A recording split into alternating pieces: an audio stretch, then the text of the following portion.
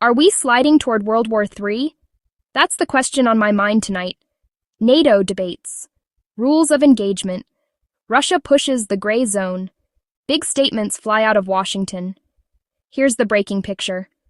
According to multiple reports, NATO allies are discussing easing the rules pilots could open fire on Russian aircraft if they threaten Allied airspace or breach Allied airspace, plus deploying armed drones along the border.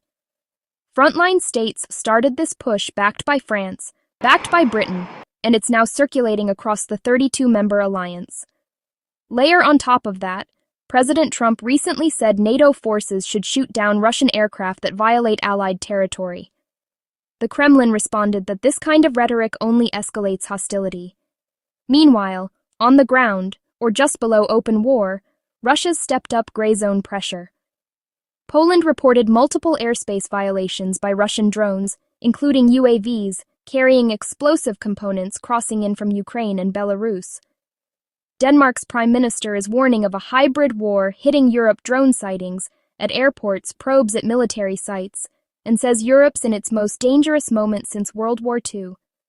The Institute for the Study of War argues the Kremlin is accelerating Phase Zero, the information and psychological prep to justify future aggression against NATO. And NATO's Secretary General says Russia could try a military operation against a member within 5 years, a risk more experts now take seriously. Back in Washington, President Trump told European leaders they need to move first on sanctions, specifically, cut off Russian oil to tighten the screws on Moscow. He also vowed the U.S. would defend Finland, now a NATO member, vigorously if attacked, while also saying the odds of Russia trying it are very small. Then there's the money fight.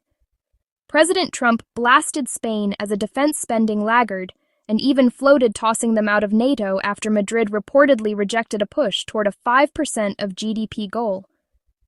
Reality check. There isn't a clear mechanism to expel a member, but the pressure campaign to spend more is real and rising.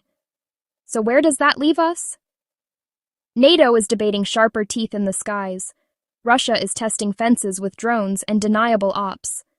U.S. leaders are calling for tougher energy sanctions and louder deterrence. The margin for miscalculation is shrinking. One incident, one drone, one breach could force a decision nobody wants. Are we at war? Not officially. But we're in a dangerous in-between, where signals thresholds and resolve matter as much as missiles. I want your take. Should NATO loosen the rules and fire on hostile aircraft sooner? Should Europe shut off Russian oil completely? And does threatening to boot low spenders make the alliance stronger or shakier? Drop your thoughts below. Stay sharp, stay informed, and I'll see you in the next update.